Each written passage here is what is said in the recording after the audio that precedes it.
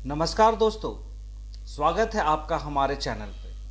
आज हम बात करेंगे एक ऐसी सभ्यता की जिसने हजारों साल पहले अपने वैज्ञानिक दृष्टिकोण और कलात्मक से हमें अचंभित कर दिया था। हाँ, हम बात कर रहे हैं हड़प्पा सभ्यता की, जिसे सिंधु घाटी सभ्यता के नाम से भी जाना जाता है। आज हम जानेंगे हड़प्पा सभ्यता में जो उन अवशेषों के बारे में जो हमें उत्खनन के माध्यम से प्राप्त हुए थे, जो महान सभ्यता से उत्खनन के माध्यम से देखने को मिले हैं और जो हमारी प्राचीन इतिहास को समझ को और गहरा करता है। तो चलिए शुरू करते हैं आज इस वीडियो में और हम लोग जानेंगे उत्खनन से प्राप्त अवशेषों के बारे में। तो सबसे पहले हम लोग देखेंगे कि हड़प्पा सभ्यता होता क्या है।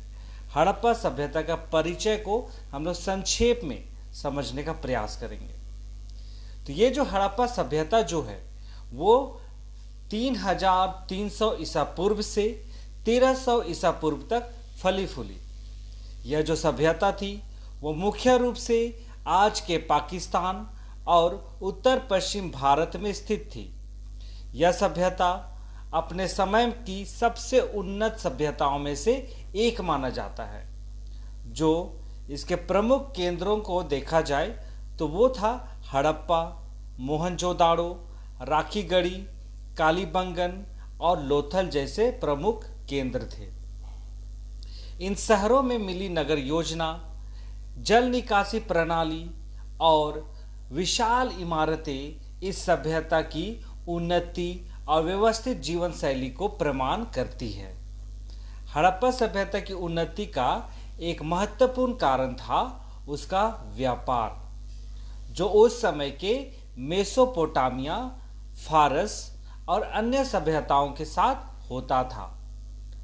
अब हम लोग देखेंगे जो भी हम लोगों को अवशेष प्राप्त हुए इस सभ्यता के उत्खनन के माध्यम से, उन सारी चीज़ों को जो हम लोग देखने वाले हैं वो है आपका हड़प्पा और मोहनजोदाड़ो से संबंधित होगा।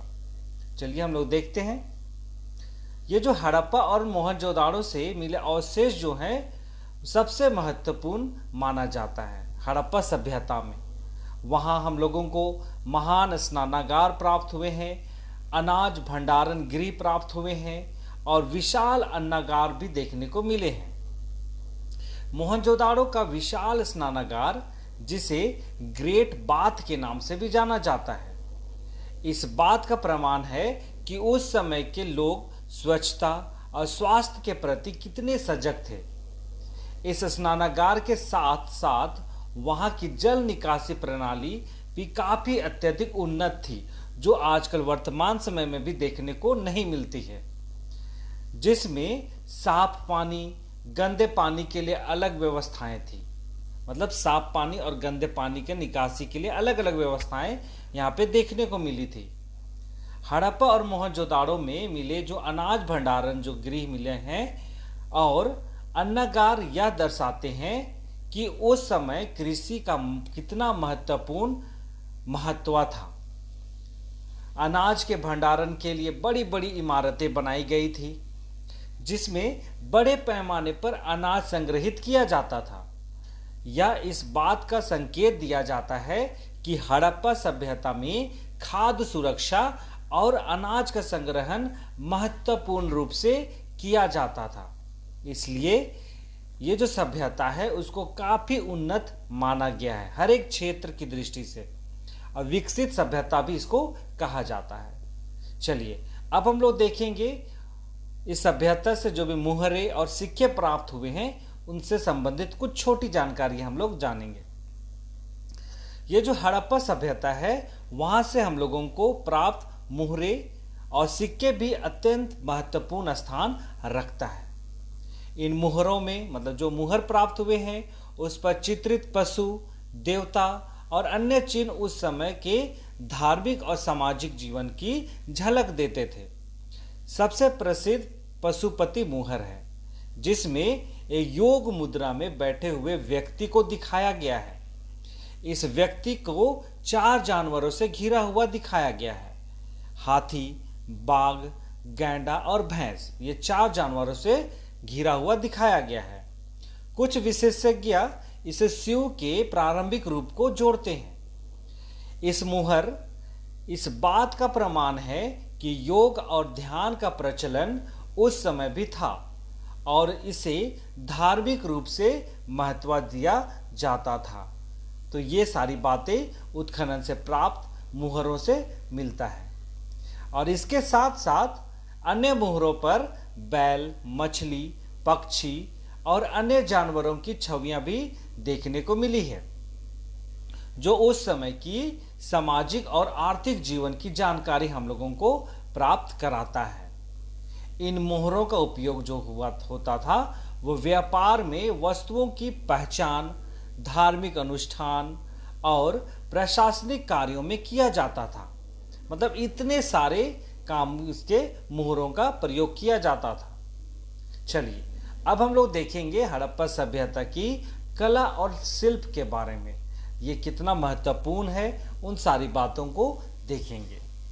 तो ये जो हड़प्पा सभ्यता है, हड़प्पा सभ्यता की जो कला और शिल्प भी अद्वितीय मानी जाती थी।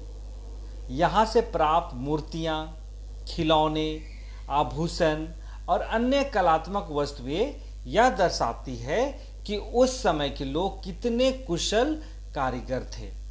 ठीक है, जब उस समय, जब आजकल जो आप लोग देखते हैं टेक्नोलॉजी है, लेकिन उतना अच्छा नहीं बन पाता है, लेकिन उस वक्त पे वैसी कोई टेक्नोलॉजी नहीं थी, लेकिन उस वक्त भी लोग कुशल कारीगर थे। सबसे प्रसिद्ध मूर्तियों में से एक नृत्यांगना की मूर्ति भी माना जाता है, जो कांस्य की बनी हुई है। यह जो मूर्ति है लगभग 10.5 सेंटीमीटर लंबी है और इसमें एक महिला को नृत्य मुद्रा में दिखाया गया है। इस मूर्ति की बारीकियों से यह स्पष्ट होता है कि उस समय के लोग धातु कारीगरी में कितने निपुण थे। ठीक है, और इसके साथ साथ इसके अलावा हम लोग को देखते हैं टेराकोटा से बनी कई मूर्तियां, खिलौने और अन्य कलात्मक वस्तुएं भी उत्खनन से प्राप्त हुई है, जो उस समय की कला की उन्नति को दर्शाता है। ये वस्त्र, आभूषण और घरेलू उपकरण उस समय की सामाजिक और सांस्कृतिक धरोहर को उजागर भी करती है।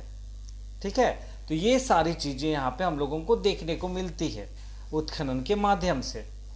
अगर हम लोग अन्य अवशेष की बात करें, महत्वपूर्ण अवशेषों के बारे में, क्योंकि बहुत सारी चीजें हैं, तो दोस्तों ये थे हड़प्पा सभ्यता से प्राप्त कुछ महत्वपूर्ण अवशेष, जो न केवल हमें हमारे प्राचीन इतिहास की एक गहरी समझ देते हैं, बल्कि यह भी बताते हैं कि हजारों साल पहले हमारी संस्कृति कितनी समृद्ध और उन्नत थी। यह अवशेष आज भी हमें उस समय के लोगों की उन्नत सोच, उनके जीवन शैली और उनकी कलात्मकता की झलक देते हैं। तो ये सारी बातें हैं जो हम लोगों को सीखने को मिलती है। उम्मीद है आपको यह वीडियो पसंद आया होगा। अगर हाँ, तो वीडियो को आप लोग लाइक कीजिए, वीडियो को शेयर कीजिए और जो लोग चैनल में नए हैं वो चैनल को सब्सक्राइब कीजिए और बेल आइकन को प्रेस करना नहीं भूलिए, ताकि वीडियो का नोटिफिकेशन आप तक पहुंच सके। तो फिर मिलेंगे एक नई ऐतिहासिक कहानी के साथ। तब तक अपना ध्यान दीजिए, सुरक्षित रहिए और खुश रहिए। बहुत बहुत